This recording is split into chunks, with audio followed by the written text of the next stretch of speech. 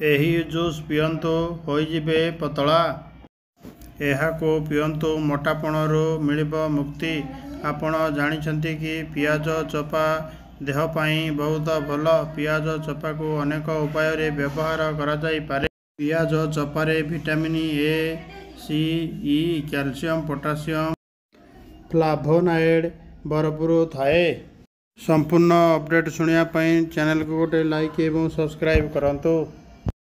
ଯଦି ଆପଣ ପିଆଜ ଚୋପାର ଏହି 5ଟି ଆଶ୍ଚର୍ଯ୍ୟଜନକ ଉପକାର ଜାଣିଛନ୍ତି, କେବେ ଏହାକୁ ଫୋପାଡ଼ିବେ ନାହିଁ। ଏହା ଉଚ୍ଚ କୋଲେଷ୍ଟ୍ରଲ୍ ଏବଂ ମେଦବହୁଳତାକୁ ମଧ୍ୟ ହ୍ରାସ କରିଥାଏ। ପିଆଜ ଚୋପା ଉଚ୍ଚ କୋଲେଷ୍ଟ୍ରଲ୍ ସ୍ତର ଥିବା ଲୋକଙ୍କ ପାଇଁ ଏକ ଔଷଧ ଭାବରେ କାମ କରେ। ପିଆଜ ଚୋପା ଫ୍ଲାଭୋନାଏଡ୍ରେ ଭରପୁର ଅଟେ। କେତେକ ଅଧ୍ୟୟନ ଅନୁଯାୟୀ ସେମାନେ କୋଲେଷ୍ଟ୍ରଲ୍ ସ୍ତରକୁ ଉନ୍ନତ କରନ୍ତି। ଏହା ଦ୍ୱାରା ଆପଣ ହୃଦୟ ସମ୍ବନ୍ଧୀୟ ରୋଗ ମଧ୍ୟ ସୁରକ୍ଷିତ ହୋଇପାରିବେ। ଫ୍ଲାଭୋନାଏଡ୍ ମେଦବହୁଳ ଲୋକଙ୍କଠାରେ ଖରାପ କୋଲେଷ୍ଟ୍ରଲ୍ କିମ୍ବା ନିମ୍ନ ସାନ୍ଦ୍ରତା ଲିପୋପ୍ରୋଟିନ୍ରେ ଉନ୍ନତି ଆଣିପାରେ। ମୋଟାପଣ ଥିବା ଲୋକଙ୍କର ହୃଦ୍ରୋଗ ହେବାର ଆଶଙ୍କା ଅଧିକ ଥାଏ।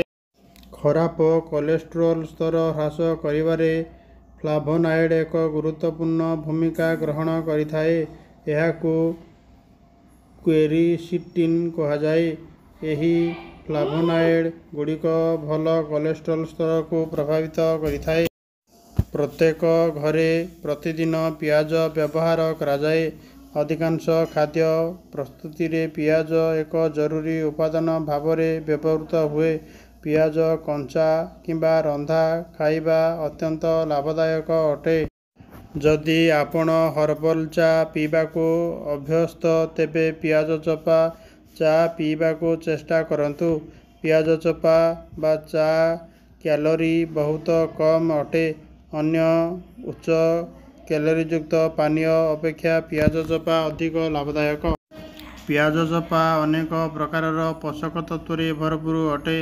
ଏଥିରେ ଭିଟାମିନ୍ ଏ ଥାଏ, ଯାହା ଆଖି ସ୍ୱାସ୍ଥ୍ୟ ପାଇଁ ବହୁତ ଭଲ। ଅଧିକନ୍ତୁ ଏଥିରେ ଭିଟାମିନ୍ ସି ଏବଂ ଇ ମଧ୍ୟ ଥାଏ। ଏହା ଚର୍ମ ସମ୍ବନ୍ଧୀୟ ସମସ୍ୟାକୁ ଦୂରରେ ରଖେ। ଯଦି ତୁମର ଚର୍ମ କିମ୍ବା ଦାଗ ସହିତ ସମସ୍ୟା ଅଛି, ପିଆଜ ଚୋପା ଚା ଲାଭଦାୟକ ଅଟେ।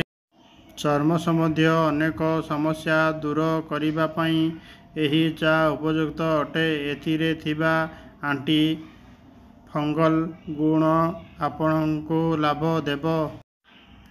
ଆପଣ ପିଆଜ ଚୋପା ଚା ପିଇ ପାରିବେ।